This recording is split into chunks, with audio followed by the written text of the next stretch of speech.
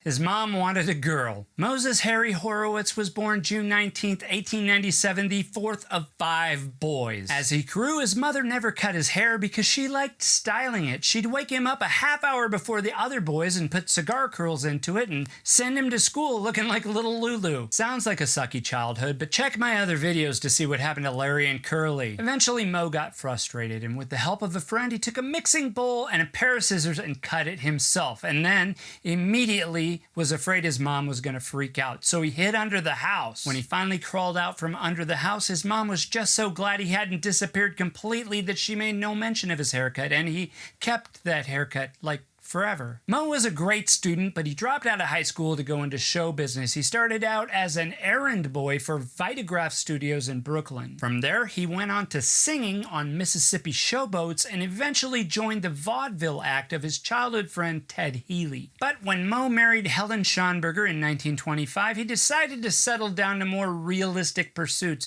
By the way, Helen was Houdini's cousin. He quit show business and went into real estate, inspired by the fact that his mother ran a firm called Midwood Realty in Bensonhurst. But by 1929, he was back into show business because in the meanwhile, his wife had had a baby and he'd lost $20,000 building 4 houses in Bath Beach. Those were meant to be rental properties, but he had trouble keeping tenants, and by October of 1929, the Great Depression hit, and the whole idea was hopeless. 2 months later, he was back in Ted Healy's act. Moe, along with his brother Shemp and the third stooge Larry Fine, made a movie with Ted Healy called Soup to Nuts, after which movie studios were courting the Stooges without Ted. But Healy blocked that, claiming the Stooges were his employees. After that, Shemp was fed up and he bailed to go solo. At Moe's insistence, their younger brother Jerome joined the act with the stage name Curly. And by the way, Healy wasn't for that at first. He didn't like Curly. But by the end of 1930, Ted Healy found himself being courted to go solo, and he went that route, jerk. Then the Three Stooges joined Columbia Pictures, and the rest is history. History owned entirely by Columbia Pictures. The deal the trio signed paid them a flat fee for each movie. No residuals, no movie rights. In 1946, Curly had a massive stroke and was out of the act. Shemp came back to take his place until Curly was well again.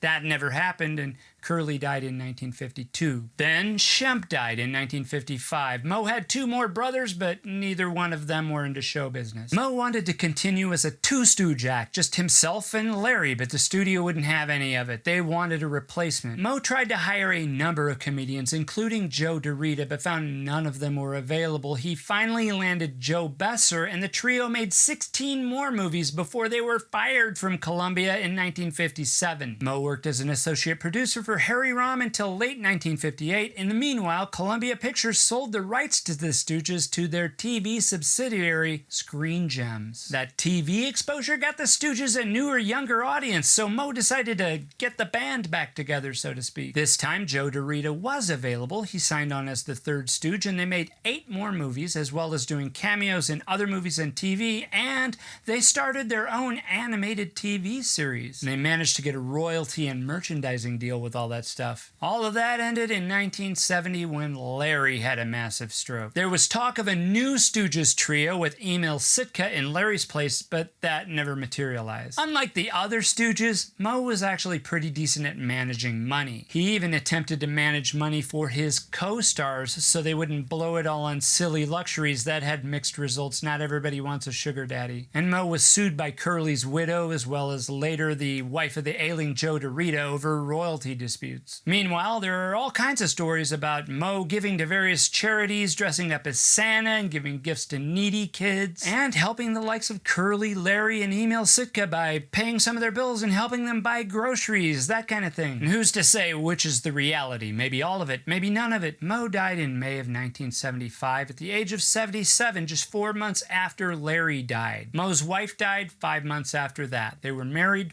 49 years. That's forever in show business. I'm Christopher, you're awesome. Thanks for watching. Don't forget to enjoy the journey.